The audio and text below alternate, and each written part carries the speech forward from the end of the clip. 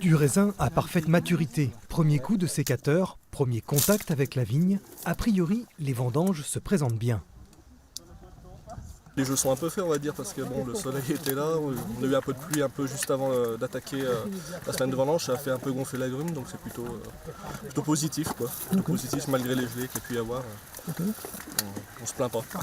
Ici, dans la côte chalonnaise, on commence par vendanger les créments. Le compromis entre acidité et taux de sucre est atteint. Petit bémol néanmoins sur les quantités. La récolte est très jolie, état sanitaire super. Bon, en quantité c'est peut-être limite, mais bon, il y a d'autres régions qui ont été plus embêtées que nous. On a eu un petit peu d'eau au mois d'août, on n'a pas eu de grêle, ce qui est déjà pas mal. Hein. Donc il faut pas se plaindre, ça pourrait être pire. Arrivé à la cuverie, le raisin est d'abord pesé, puis il est regardé de plus près.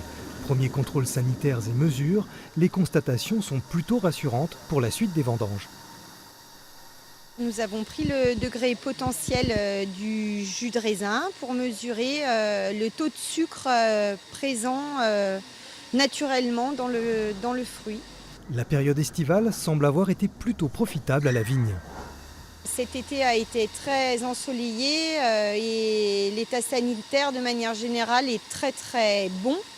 Donc on s'attend à un très beau millésime. Un millésime prometteur.